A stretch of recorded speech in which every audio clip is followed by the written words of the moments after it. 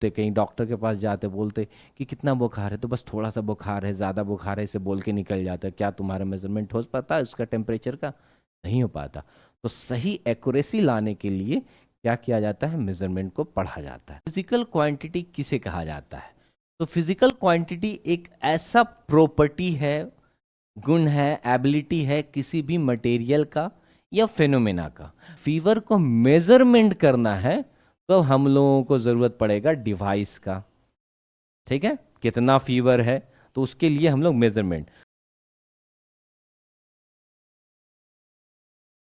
हाँ बच्चों, अब इतना समझ लेने के बाद अब रिलेशनशिप का जब कोई क्वांटिटी वाई एक्स के बीच में रिलेशनशिप है, अभी S U T F M A relationship है, तो ये जो रिलेशनशिप है वो कैसा रिलेशनशिप है? जैसे अगर कोई आपके चाचा होंगे, ताऊ होंगे, मामा होंगे, तो किस तरीके का एक ही बंदा है लेकिन उसका रिलेशनशिप कईयों के साथ अलग अलग होता है कि नहीं? कोई चाचा है आपका रिलेशनशिप में, कोई मामा है आपका रिलेशनशिप में, कोई पापा है आपके रिलेशनशिप में। तो अलग अलग रिलेशनशिप बनता है कि नहीं बनता? बोलो, बनता है कि नहीं बनता है? तो इसी तरीके से क्वांटिटी के बीच में भी, वेरिएबल के बीच में भी क्या होता है? रिलेशनशिप होता है। उसको समझते हैं, ठीक है? तो रिलेशनशिप को दिखाने के लिए, वो वाला समझ रहे हो क्या रिलेशनशिप? हाँ चलो ठीक है, ये भी रिलेशनशिप है भाई, है कि नहीं है? तो रिलेशनशिप जो है क्वांटिटीज के बीच में, किसके बीच में? क्वांटिटीज के बीच में। ध्यान से देखोगे, जो हम बात बोल रहे हैं लैंग्वेज, उसको समझना। क्वांटिटीज के बीच में या किसके बीच में? क्या किसके बीच में होगा? वेरिएबल्स के बीच में। और वेरिएबल्स के बीच में मतलब कैसा? डिपेंडेंट क्वांटिटी और इंडिपेंडेंट क्वांटिटीज के बीच में। ये सब के बीच में कुछ ना कुछ रिलेशनशिप होगा, इधर क्वांटिटी के बीच में, इधर वेरिएबल के बीच में, इधर डिपेंडेंट डिपेंडेंट क्वांटिटी के बीच में। जैसे हम बार बार बोल रहे थे कि y इज इक्वल टू जैसे 2x लिखा हुआ है, तो हमको तो ये समझ में आ रहा है कि ये इक्वेशन जो है वो रिलेशनशिप बता रहा है y 2 और x के बीच में, रिलेशनशिप बता रहा है, ठीक है? अब कोई पूछेगा कि y और x के बीच में रिलेशनशिप है कैसा, तो इसी रिलेशनशिप को आगे बढ़ाते हैं और हम लोग देखते हैं कि रिलेशनशिप में आगे क्या मिलता है, ठीक है? तो दो तरीके का टर्म मिलता है हम लोगों को। एक पढ़ना रहता है, कौन सा टर्म? कौन सा बोलो? डायरेक्टली प्रोपोर्शनल मिलेगा, ठीक है?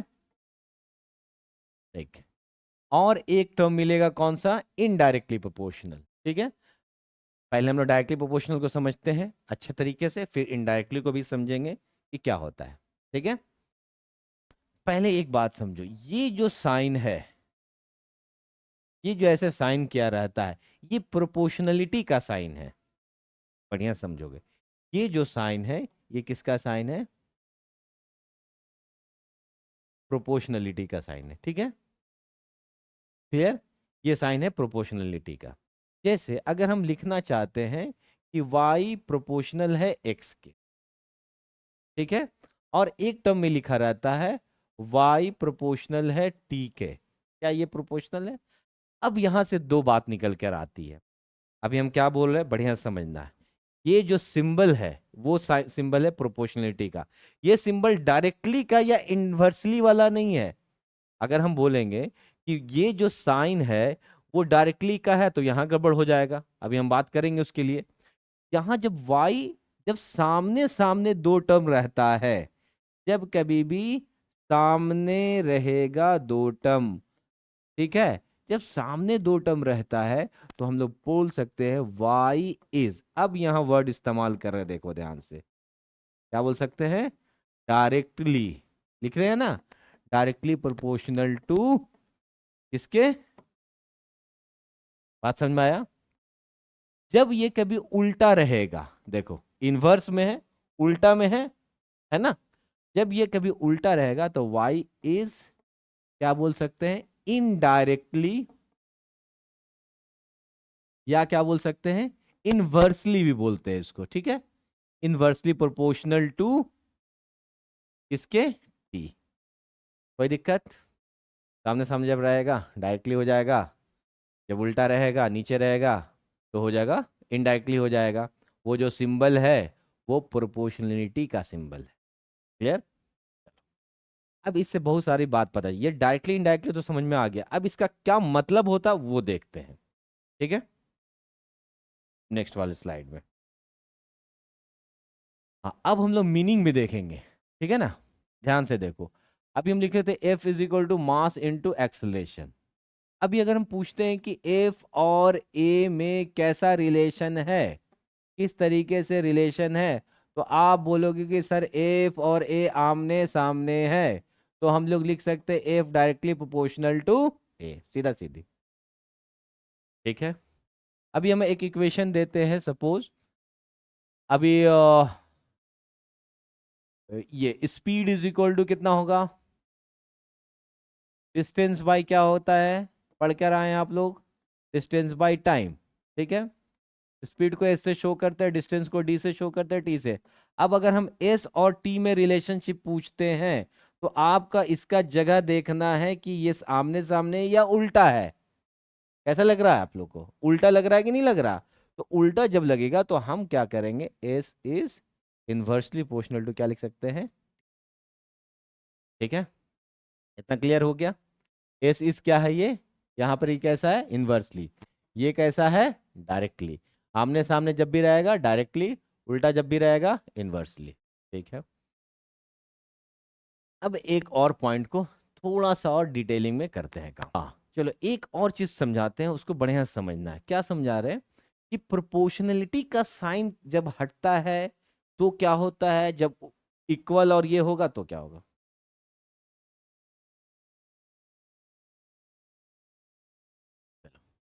अब हम देखते हैं प्रोपोर्शनलिटी का साइन को हटाने पे क्या होता है। जैसे अब एग्जाम्पल के लिए हम लिखते हैं X is directly proportional to Y, लिखा हुआ। ये डायरेक्टली हम बोल रहे हैं कि इसका मतलब आपको समझ में आ गया है। ये किसका साइन है, प्रोपोर्शनलिटी का। तो प्रोपोर्शनलिटी का जब साइन हटता है तो पहले क्या आता है, एक इक्वल आता है, और साथ में क्या लेकर आएगा अपने साथ में, कांस्टेंट। ये एकदम मस्ट है, ये क्लियर हुआ यहाँ पर। जब कभी भी डायरेक्टली प्रोपोर्शनल नहीं, प्रोपोर्शनलिटी का साइन जब हटेगा तो क्या आएगा, इक्वल और कांस्टेंट। और उल्टा भी, इक्वल और कांस्टेंट के जगह पे हम क्या डाल सकते हैं, प्रोपोर्शनलिटी का साइन। ये अब एक एग्जांपल से समझते हैं तो हमको लगता है बहुत ज्यादा बेहतर हो जाएगा ये आपको। देखिए आप समझिए बढ़िया से। अभी x directly proportional to y लिखे, अब हमको इसको हटाना है, तो हटाएंगे तो क्या लिख देंगे, इक्वल आएगा, और साथ में एक लिख दिए कांस्टेंट y। अब इस कांस्टेंट का स्पेलिंग सी से होता है सर, यहाँ के है। ये बहुत तरह का कांस्टेंट आएगा, कभी सी होगा, कभी के होगा, कभी जी होगा। अब इसका नाम समझ लो कि ये जो कांस्टेंट यूज किया जाता है प्रोपोर्शनलिटी वाला को हटाने के बाद, उसका नाम होता है प्रोपोर्शनलिटी कांस्टेंट। क्या होगा, ये क्लियर है, प्रोपोर्शनलिटी कांस्टेंट। याद रहेगा, मतलब इसी कांस्टेंट का नाम क्या है, प्रोपोर्शनलिटी कांस्टेंट। तो जब कभी भी डायरेक्टली प्रोपोर्शनल का साइन हटेगा तो इक्वल आना चाहिए, कांस्टेंट आना चाहिए। कोई दिक्कत नहीं। अब आओ नेक्स्ट वाले पॉइंट। कोई दिक्कत नहीं, बहुत बढ़िया। अब आते हैं उल्टा। अभी हम लोग देख लिए। अभी हम सपोज ऐसे अगर कोई लिखते हैं कि एफ जो है वो डायरेक्टली प्रोपोर्शनल टू, और सपोज लिखा हुआ है m1 m2। ठीक है, क्लियर। अब इसको हटाना है।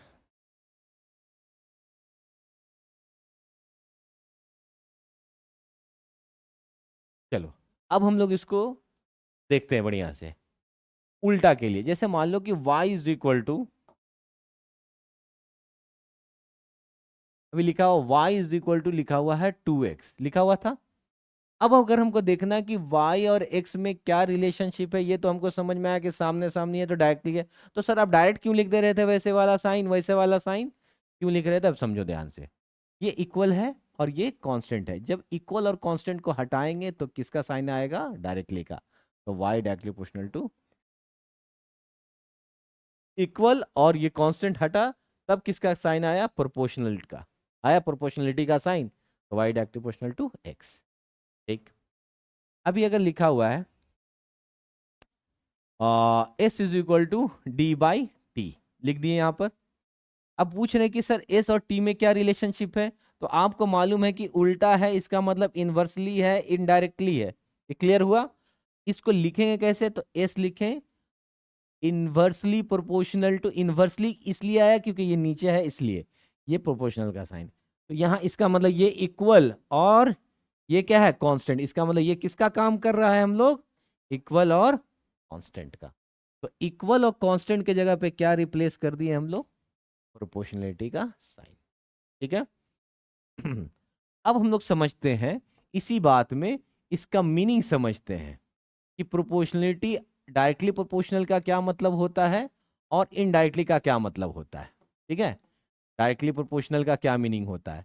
अभी y is directly proportional to x लिखा हुआ है, इसका यही मतलब होता है जिस तरीके से x का बिहेवियर होगा उसी तरीके से y भी बिहेव करेगा। मतलब अगर x इंक्रीज होता है, बढ़ता है, तो y भी बढ़ेगा, x अगर घट रहा है तो y भी घटेगा। ठीक है, क्यों क्यों अब बताओ बताओ ये क्या है, ये किस तरह का क्वांटिटी है, इंडिपेंडेंट क्वांटिटी है। ये किस तरह की क्वांटिटी है, dependent quantity. If x increases then y also increases, and एक वर्ड इस्तेमाल होता है, बढ़िया से देख लेना, वाइस वर्सा। वाइस वर्सा का मतलब होता है उल्टा भी आप जाओ, इसका मतलब x अगर डिक्रीज होगा तो y भी क्या होगा, डिक्रीज। चलो ओके, ठीक है। नेक्स्ट देखो, इनडायरेक्टली प्रोपोर्शनल, देखो बढ़िया से। इनडायरेक्टली प्रोपोर्शनल या इनवर्सली प्रोपोर्शनल में अगर हम लिख रहे हैं y inversely proportional to t, अब यहां ये उल्टा बिहेव करना शुरू करेगा। इसका मीनिंग क्या होगा कि अगर t का वैल्यू इंक्रीज करेंगे तो y का वैल्यू अब क्या होगा, डिक्रीज होगा, और फिर एंड वाइस वर्सा। क्लियर हुआ यहां तक। इनडायरेक्टली प्रोपोर्शनल का मतलब बिहेवियर चेंज हो जाएगा, अगर t का वैल्यू को इंक्रीज करेंगे तो y का वैल्यू, हमको लगता है वो एकदम क्लियर होगा। डायरेक्टली का मतलब भी समझ में आया, डायरेक्टली के लिए क्या सिंबल करते हैं। अब एक तो समराइज कर देते हैं जल्दी में, ठीक है, उसको अब देखते हैं। चलो, y is directly proportional to x लिख दिए, इसका मतलब ये जब हटेगा तो इक्वल का साइन आना चाहिए और कांस्टेंट हो गया। क्लियर हो गया, एक बात, एक बात तो समझ में आ गया, इक्वल, ठीक है। अब जो है इसका मीनिंग क्या हो जाता है कि अगर x का वैल्यू इंक्रीज हो रहा है तो y का वैल्यू भी इंक्रीज होगा, एंड वाइस वर्सा। ठीक है, उसी तरीके से अगर लिखा हुआ कोई भी चीज s is equal to U T लिखा हुआ, अब हम पूछना चाहते हैं कि s और t में क्या रिलेशनशिप है, तो s is directly proportional to t क्यों लिख दे रहे हैं, क्योंकि सामने सामने है, इसीलिए लिख रहे हैं। इसका मतलब ये साइन कहां से लिख दिए सर आप, क्योंकि इक्वल आया और कांस्टेंट है, मतलब u के कैसा काम कर रहा है यहां पर, कांस्टेंट के। ठीक है, इतना क्लियर हुआ। इसका मतलब एक प्रोपोर्शनल का मतलब एक और चीज होता है, वो चीज को समझते हैं। कभी कभी लैंग्वेज लिखा रहता है कि डिपेंड्स ऑन, जैसे लिखा रहेगा एस डिपेंड्स ऑन टी, कैसे लिखा हुआ, एस किस पर डिपेंड कर रहा है, टी पर। अब आगे और भी डिटेलिंग लिखा रहता है, तो एस डिपेंड कर रहा है किस पे, टी पर, तो हम लोग लिख दिए एस डायरेक्टली प्रोपोर्शनल टू।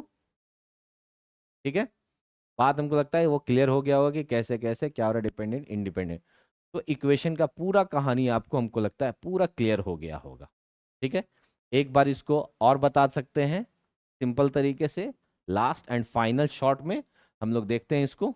ठीक है, कि कोई भी इक्वेशन में क्या क्या होने वाला है अब अच्छे से हम लोग देखेंगे।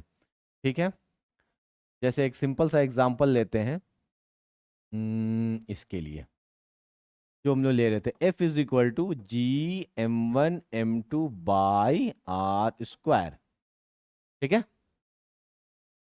यहां पर ऑलरेडी हाँ एक कांस्टेंट दिया हुआ है जिसका नाम जी का नाम है, क्या है, ग्रेविटेशनल कांस्टेंट।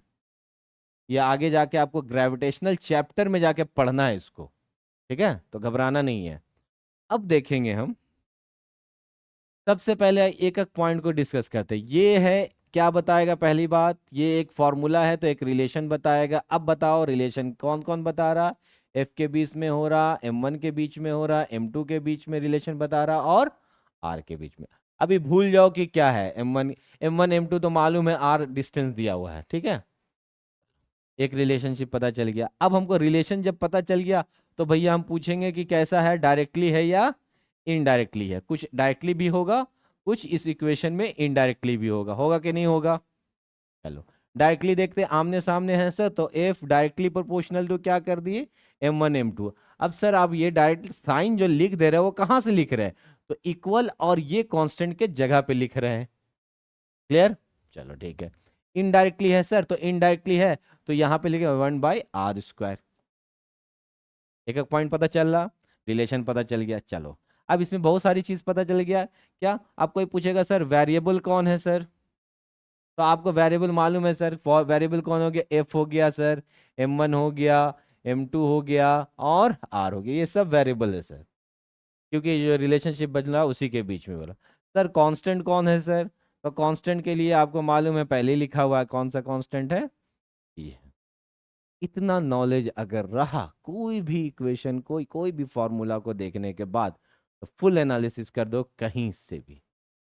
अब कोई भी इक्वेशन को तुम 10th हो, 12th हो, 12 कहीं का भी इक्वेशन को देखो, एनालिसिस करो, कभी भी प्रॉब्लम नहीं होगा। ठीक है? चलो हेलो बच्चों, मैं आपका फिजिक्स मेंटर वसीम सर विद्या विस्तार के इस मंच पर आपका स्वागत करता हूं। आज हम लोग पढ़ेंगे फिजिकल क्वांटिटी क्या होता है, और इसके अंदर में बहुत सारे जो छोटे छोटे वर्ड्स होते हैं उसको ब्रेक करेंगे। ठीक है? तो चलते हैं हम लोग, फिजिकल क्वांटिटी का डेफिनेशन हम लोग पढ़ेंगे, उसका ब्रेक डाउन करेंगे, उसके अंदर बहुत सारा इंपॉर्टेंट टर्म्स होगा जिसको हम लोग आगे डिस्क्राइब करेंगे। ठीक है? फिजिकल और फीलिंग क्या होता है, क्वांटिटी क्या होता है, मेजरमेंट क्या होता है और मैग्नीट्यूड क्या होता है, इसको देखेंगे अच्छे से। ठीक है? चलिए नेक्स्ट स्लाइड में देखते हैं हम लोग। अगले वाले टर्म में है कि फिजिकल क्वांटिटी कहते किसको है, फिजिकल क्वांटिटी किसे कहा जाता है।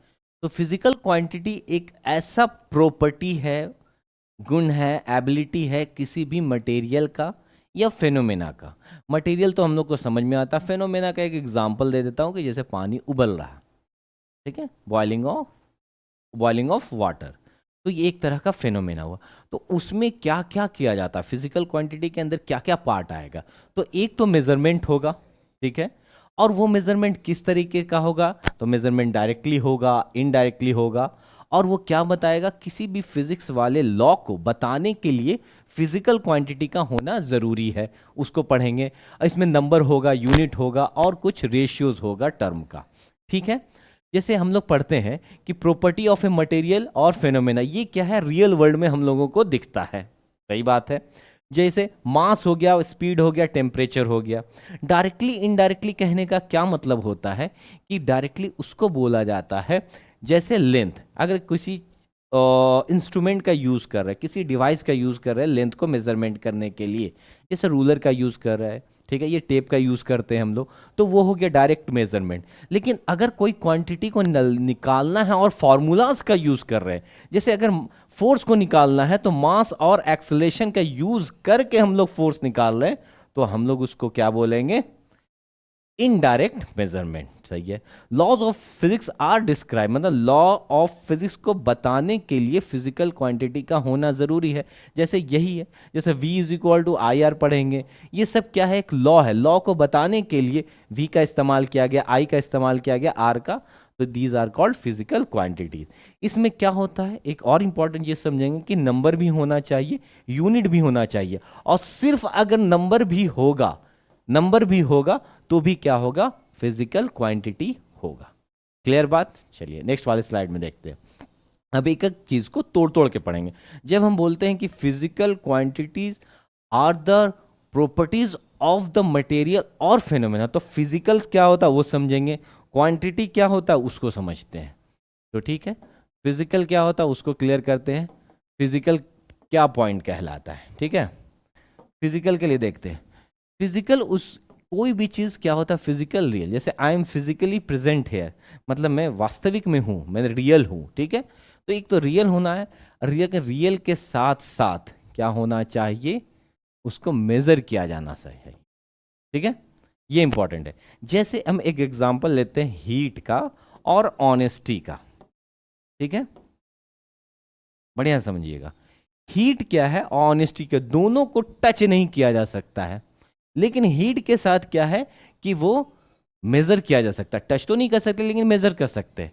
ऑनेस्टी के को भी टच नहीं कर सकते, लेकिन उसको मेजर भी नहीं किया जा सकता। क्लियर है? तो फिजिकल उसको बोलते हैं जो रियल हो और उसका मेजरमेंट किया जा सकते। इसके लिए इंस्ट्रूमेंट का जरूरत पड़ेगा। कोई भी चीज फिजिकल होगा उसको जब हम लोग मेजर करेंगे तो इंस्ट्रूमेंट का जरूरत पड़ेगा, कोई डिवाइस का जरूरत पड़ेगा। अब हम बोलेंगे कि आप हमसे कितना मोहब्बत करते हैं या कोई कितना किसी से प्यार कर सकता है, आप बताओ। तब तो चांद तारे तोड़ के लाऊंगा, इतना प्यार कर सकता हूँ। तो वैसे काम नहीं चलेगा, फिजिक्स में वैसे काम नहीं चलेगा। फिजिक्स में चाहिए कि नहीं, आप डिवाइस लाइए, हमको मेजर कीजिए, तब बताइए कितना प्यार करते हैं। तो प्यार को आप मेजर नहीं किया जा सकता। ये जो है honesty, these are the abstract non and it can not be measured. ठीक है, क्लियर है?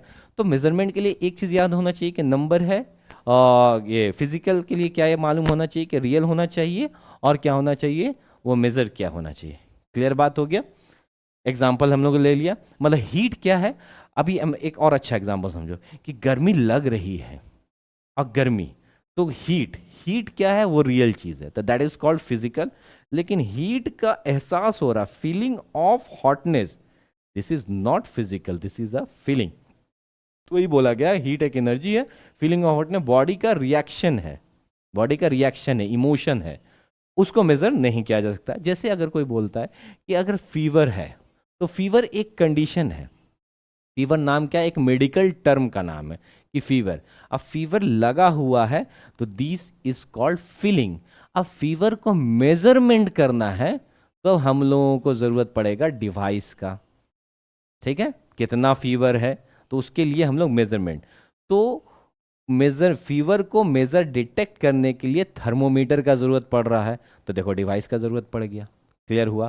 तो फीवर क्या है, ये समझ में आ गया बात को। फीवर एक ऐसा टर्म है, मेडिकल टर्म, लेकिन फीवर लग रहा है, ठंड लग रही है, ये सारा टर्म क्या है, एक फीलिंग है। अब इस फीलिंग को किसके थ्रू मेजर करते हैं? अभी अभी हिट ने इसके बारे में पढ़े, जैसे फीवर का, तो फीवर को मेजर नहीं करते हैं।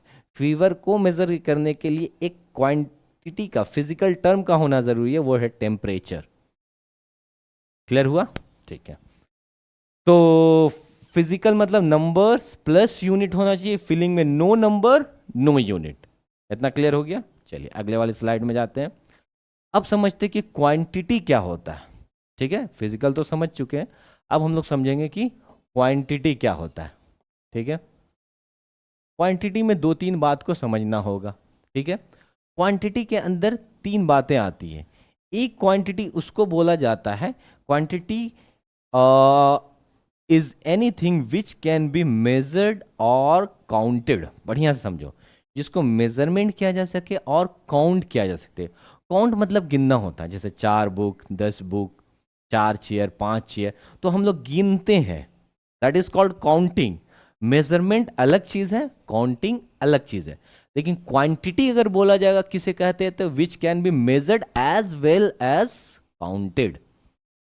क्लियर बात यहां तक? चलिए, तो एक तो समझ में आ गया काउंटेबल क्वांटिटी क्या होगा, उसमें सिर्फ नंबर का यूज करते हैं। हाँ, अगर उस काउंटेबल मतलब 4 चेयर्स है जैसे, ठीक है, 4 चेयर्स का अगर मास अगर हमको मेजर करना है, that should be physical. Clear? लेकिन काउंटिंग वाला टर्म को हटा देंगे, क्वांटिटी में मेजरमेंट और काउंटिंग आता है, तो काउंटिंग वाला हट गया, अब क्या आ गया, मेजरमेंट है। तो मेजरमेंट में क्या होना चाहिए, नंबर होना चाहिए, यूनिट होना चाहिए, इंस्ट्रूमेंट होना चाहिए। Very good. क्या हम कुछ ऐसा भी क्वांटिटी है जिसको मेजर नहीं कर सकते? बिल्कुल ऐसा है, नॉन मेजरेबल क्वांटिटी, जैसे फीलिंग्स, जो महसूस, प्यार, मोहब्बत, हंसी, है ना, एंग्जाइटी, ये सब को मेजर हम लोग नहीं किया जा सकता। तो अब जो भी हम लोग साइंस में पढ़ते हैं मेजरमेंट के बारे में, वो सब काउंटिंग को हटा दो, नॉन मेजरेबल को हटा दो, प्यार मोहब्बत ये सब को हटा दो। ठीक है, और गिनने वाला चीज को हटा दो, सिर्फ हम लोग रखेंगे मेजरेबल क्वांटिटी को। ठीक है, तो हर फिजिकल क्वांटिटी एक क्वांटिटी होता है, लेकिन हर क्वांटिटी एक फिजिकल क्वांटिटी नहीं होता। इसको कैसे समझेंगे? जैसे हम अभी बताएं कि क्वांटिटी के अंदर में दो पॉइंट इंपॉर्टेंट है, एक है काउंटिंग, ये होना ही चाहिए, और दूसरा क्या है, मेजरमेंट है। दूसरा क्या है, मेजरमेंट। क्लियर बात? तो काउंटिंग वाला टर्म को हटा दिया जाएगा, मेजरमेंट वाले में तो सिर्फ मेजरमेंट होगा कि नहीं होगा? इतना तो बात समझ में आया? ठीक है, तो वही बोला, फिजिकल क्वांटिटी हम लोग किसको बोलते हैं, जिसको मेजर किया जा सके, जिसको काउंट किया जा सके उसको फिजिकल क्वांटिटी नहीं बोलते हैं। ठीक है, क्लियर हुआ? चलो नेक्स्ट वाले स्लाइड में देखते हैं। जिसे बोला जा रहा, अब आए हैं हम लोग मेन पॉइंट पे कि व्हाट इज मेजरमेंट, मेजरमेंट किसको कहते हैं। तो मेजरमेंट को समझने के लिए 2-3 पॉइंट का ज़रूरी है समझना। मेजरमेंट अगर नहीं होता तो क्या होता, इसका रिक्वायरमेंट क्यों पड़ा। मेजरमेंट जो का रिक्वायरमेंट इसलिए पड़ा ताकि एक्यूरेट मेजरमेंट कर सके पढ़ाई लिखाई के लिए। अभी हमको बोलते, कहीं डॉक्टर के पास जाते, बोलते कि कितना बुखार है, तो बस थोड़ा सा बुखार है, ज़्यादा बुखार है, इसे बोल के निकल जाता है। क्या तुम्हारा मेजरमेंट हो पाता है उसका टेम्परेचर का? नहीं हो पाता। तो सही एक्यूरेसी लाने के लिए क्या किया जाता है, मेजरमेंट को पढ़ा जाता है। तो मेजरमेंट होता क्या है, मेजरमेंट एक तरह का कंपेयर है। पहली बात, किसका कंपेयर है, अननोन चीजों का किसके साथ, नोन के साथ। तो measurement is the process of comparing an unknown quantity, चीजों बोले ना, चीजों का मतलब quantity, unknown quantity with a known fixed quantity. तो जो नॉन फिक्स्ड क्वांटिटी है इसी को बोला जाता है यूनिट। इसको और अच्छे से एक्सप्लेन करते हैं। जैसे हाँ, कोई पूछा जाएगा, सपोज हम एक एग्जांपल लेते हैं कि इस बोर्ड का साइज बताओ। ठीक है, तो इस बोर्ड का आप साइज बता रहे, तो क्या बता रहे हैं, किस चीज को मेजर कर रहे हैं। तो आपने बोला कि साइज को मेजर करना है। ठीक है, तो साइज को मेजर करना है, तो ये कैसा क्वांटिटी है अभी आपके पास, अननोन क्वांटिटी। कैसा क्वांटिटी है ये, अननोन क्वांटिटी। ठीक है, तो क्वांटिटी को मेजर करना है किस चीज का, साइज का। तो साइज कैसा हो गया, अननोन क्वांटिटी। अब बोला जाता है कि अच्छा आप किससे करोगे वही मेजरमेंट। तो सपोज हम एग्जांपल ले रहे हैं कि हम सबसे पहले मेजरमेंट करने के लिए एक चाहिए नोन क्वांटिटी।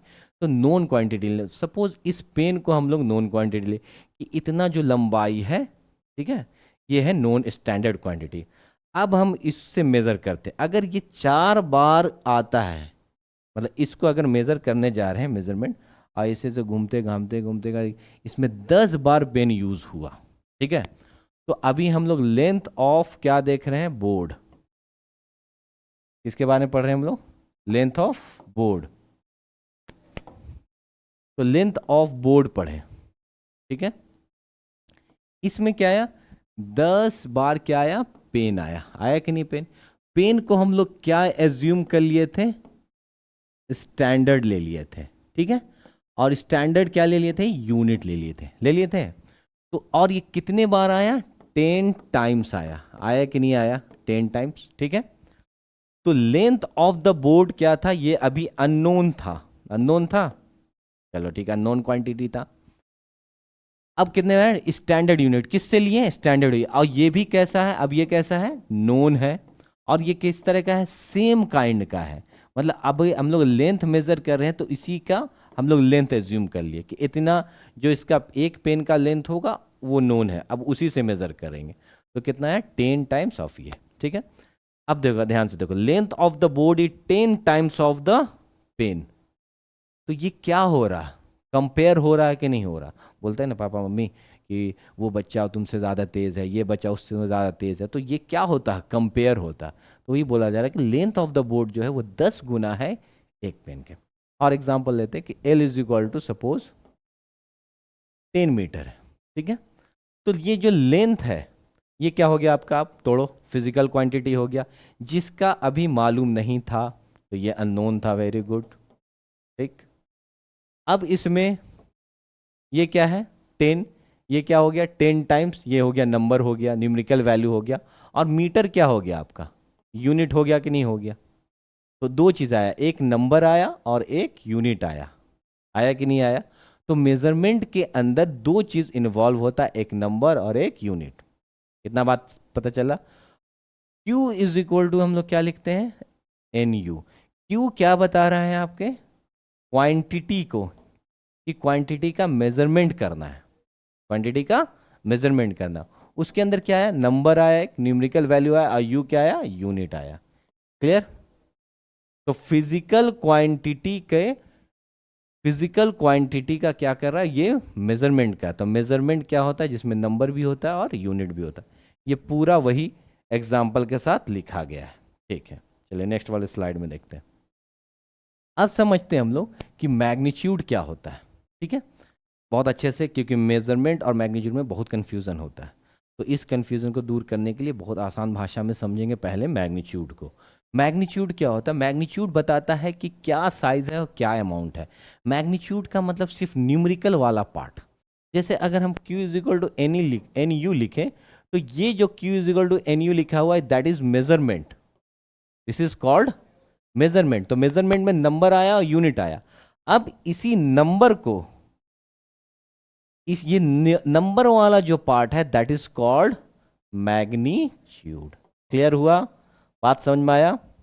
ठीक। अगर हम लिखते हैं कि length of the rope is 6 metre, तो 6 जो हो गया वो क्या हो गया? मैग्नीट्यूड हो गया। और मीटर क्या हो गया?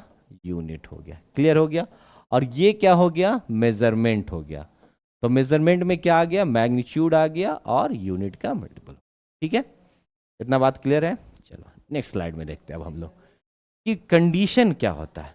क्या हमेशा मैग्नीट्यूड और मेजरमेंट सेम होगा? मैग्नीट्यूड और मेजरमेंट हमेशा सेम नहीं होता, कुछ कुछ जगह पे होता। किस कंडीशन में सेम होता उसको समझते हैं।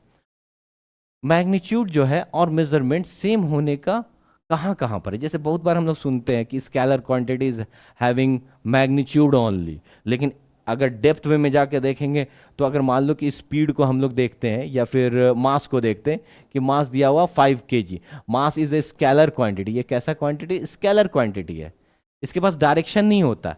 तो डायरेक्शन को इंडिकेट करने के लिए और डायरेक्शन को नहीं इंडिकेट करने के लिए उसी जगह पर हम लोग देखते हैं कि मेजरमेंट और मैग्नीट्यूड सेम है या नहीं है।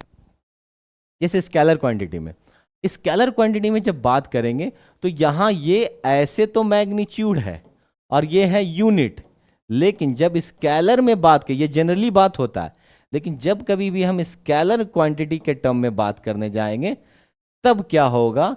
इस केस में मेजरमेंट जो है वही क्या हो जाएगा? मैग्नीट्यूड। ठीक।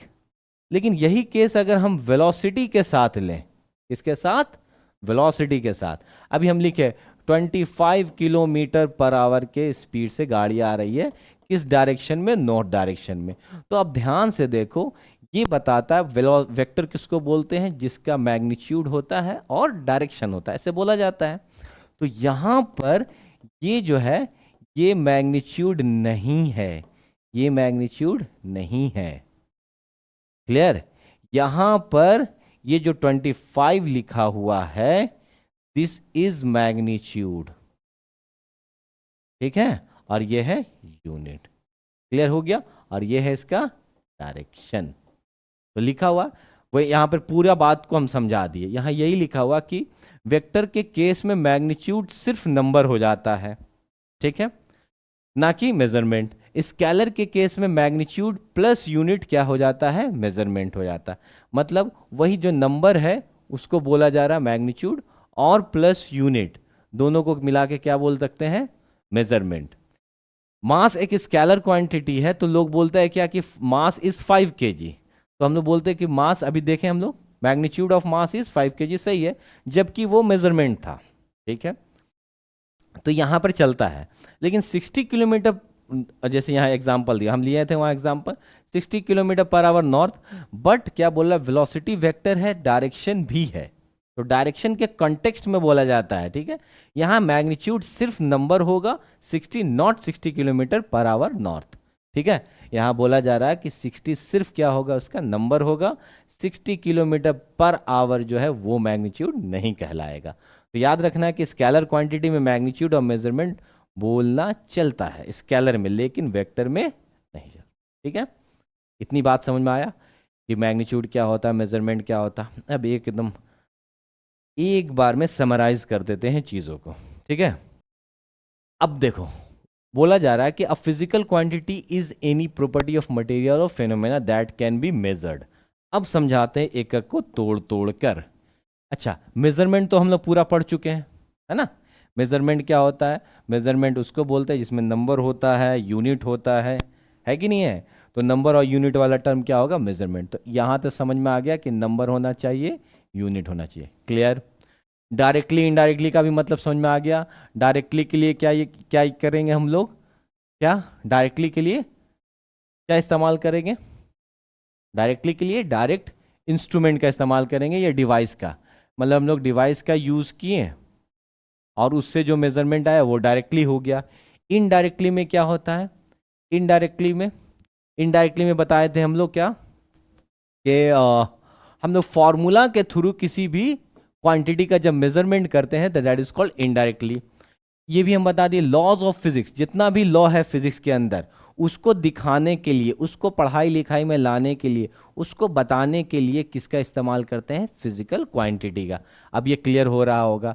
It can be expressed either as a number or with a unit. यहाँ तो दिख गया नंबर यूनिट। इसको समझते हैं थोड़ा कि क्या सिर्फ नंबर वाला भी फिजिकल क्वांटिटी होगा या नहीं होगा। होगा, ध्यान से समझ लो। जैसे कि एक आगे टर्म मिलेगा रिफ्रैक्टिव इंडेक्स, ठीक है। जैसे रिफ्रैक्टिव इंडेक्स 1.5 या रिलेटिव डेंसिटी मिलेगा आपको 9 क्लास में, ठीक है। ये सब जो टर्म होता है, ठीक है, रिलेटिव डेंसिटी, दो डेंसिटीज का क्या होता है? रेशियो होता है। ये क्या होता है? रेशियो होता है। तो ध्यान से समझना, एक होता है सिर्फ नंबर और ये होता है रेशियो। तो इस रेशियो में दो क्वांटिटी को जब हम लोग डिवाइड करते तब नंबर आता है। नंबर दो तरीके से आ सकता है। एक हो गया 4/2, डायरेक्ट लिख दिया, ये 2 होगा। ये एकदम प्योरली नंबर हुआ। लेकिन अगर हम लोग बात करो कि डेंसिटी, दो डेंसिटी ले रहे हैं D1 और D2, तो डेंसिटी कैसा क्वांटिटी है? बढ़िया समझो, डेंसिटी कैसा क्वांटिटी है? एक फिजिकल क्वांटिटी है, क्योंकि उसका नंबर भी होता है, यूनिट भी होता है, मेजर किया जा सकता है। तो अगर हम लोग डेंसिटी लिखते हैं, सपोज आपका लिखते हैं 20 kg पर मीटर क्यूब लिख दिए, और एक लिख दिए 5 kg पर मीटर क्यूब। इसको भी जब हम लोग डिवाइड करते हैं तो इसका जो यूनिट है वो तो कैंसिल हो जाता है। देखो बढ़िया से, यूनिट कैंसिल हो गया, यहां से 5 4, तो यहां भी नंबर ही आया है। कितना आया? 4। लेकिन यहां जो नंबर आया है और इस केस में नंबर जो आया वो दोनों डिफरेंस है। यहां नंबर का रेशियो है, न्यूमेरिकल का। यहां पे फिजिकल क्वांटिटी का रेशियो जब हम लोग कर रहे हैं तब नंबर आ रहा है। क्लियर हुआ? तो फिजिकल क्वांटिटी में सिर्फ नंबर भी होता है, पहले डिफाइन किए थे वही लिखा हुआ। और डायमेंशनलेस और रेशियो ऑफ टू क्वांटिटीज बोला जा रहा है। क्वांटिटीज बोला गया कि क्वांटिटी को मेजर किया जा सकता है, इसीलिए बोला जा रहा है। जब क्वांटिटी को हम लोग डिफाइन रेशियो में डालते हैं, डिवाइड करते हैं, और उसके बाद जब नंबर आएगा तब वो फिजिकल क्वांटिटी होगा। लेकिन जब नंबर्स को डिवाइड करते हैं उसके बाद जब नंबर आएगा तो वो फिजिकल क्वांटिटी नहीं होगा। क्लियर हो गया? अब बताओ, फील आया होगा? इतना क्लियर? बहुत अच्छे से समझे होगा कि फिजिकल क्वांटिटी क्या होता है। ये सभी क्लासेस के बच्चों के लिए, क्योंकि जो भी फिजिक्स पढ़ रहा है उसको फिजिकल क्वांटिटी मालूम होना चाहिए, क्योंकि फिजिकल क्वांटिटी से ही हम लोग सारी चीज़ों को पढ़ सकते हैं, डिफाइन कर सकते हैं, पूरा फिजिक्स को पढ़ा जा सकता है ना बात? ठीक है, बहुत अच्छा। ये फिजिकल क्वांटिटी है। आगे आने वाले स्लाइड्स और इंटरेस्टिंग होंगे, तो हम लोग क्या करेंगे, इस बात को अच्छे से समझते रहेंगे। और आपको अगर अच्छा लग रहा है तो चैनल को सब्सक्राइब कीजिए और इसको शेयर कीजिए।